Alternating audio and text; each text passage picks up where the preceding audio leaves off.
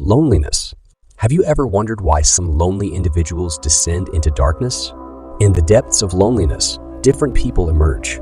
Some find solace in solitude, preferring their own company, but others are trapped in a relentless loneliness that takes a dark toll on their lives. In this video, we'll be understanding the relationship between loneliness and individuals who exhibit violent tendencies, such as psycho killers. Unraveling why many psycho killers are often found to have experienced loneliness or feelings of isolation. Loneliness claws at the mind, inflicting psychological distress. The absence of meaningful connections breeds a deep-seated despair, contorting emotions and leaving spirits hollowed out. Loneliness can potentially influence the behavior of certain individuals who become psycho killers. While it is important to note that not all lonely individuals become violent, but there are instances where loneliness plays a role. One of the examples are Jeffrey Dahmer, one of the most popular serial killer known as the Milwaukee Cannibal. Dahmer experienced a sense of isolation and loneliness throughout his life, with factors such as his parents' divorce, frequent relocations, and a lack of stable relationships contributing to his feelings of social detachment and loneliness. Isolation and emotional distress.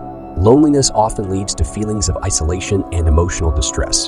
For example, Richard Ramirez, also known as the Night Stalker, was an American serial killer from 1984 to 1985. He terrorized the residents of California with a series of brutal home invasion murders. Ramirez had a troubled upbringing and experienced social isolation during his teenage years.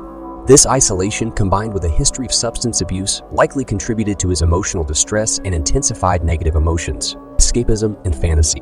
In some cases, loneliness can drive individuals to create elaborate fantasies or alternate realities as a way to cope with their isolation. One of the similar cases was about Andrei Chikatilo. He was a Soviet serial killer known as the Butcher of Rostov, or the Red Ripper. From 1978 to 1990, he murdered and mutilated at least 53 women and children. Chikatilo exhibited a distorted perception of social interactions. He felt emasculated and inadequate due to various personal insecurities, including his impotence, which led to a skewed worldview. Sometimes there's a difference between individuals who are genuinely lonely and those who may not be objectively lonely, but feel a deep sense of loneliness. The latter group may have experienced social rejection, struggled with building meaningful connections, or felt misunderstood, which can contribute to their propensity for violence. John Wayne Gacy, also known as the Killer Clown, between 1972 and 1978, he sexually assaulted and murdered at least 33 young boys and young men. Despite having a seemingly active social life as a community figure and party entertainer, Gacy struggled with deep feelings of loneliness and perceived rejection, which may have contributed to his violent tendencies.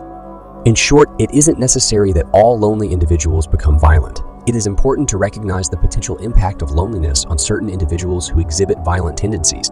Loneliness can contribute to isolation, emotional distress, escapism into fantasy worlds, and distorted perceptions, all of which may intensify negative emotions and lead to violent acts. If you find this video worth watching, we'd love to have you as a subscriber to our channel.